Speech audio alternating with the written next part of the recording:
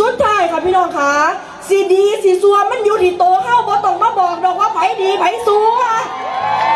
แมนบ่ค่ะแมนบ่ค่ะหนูยืนยันกับพ่อแม่พี่น้องค่ะว่าบ่ว่าหนูสิอยู่พักใดบ่ว่าหนูสิไปไสสุดท้ายแล้วหนู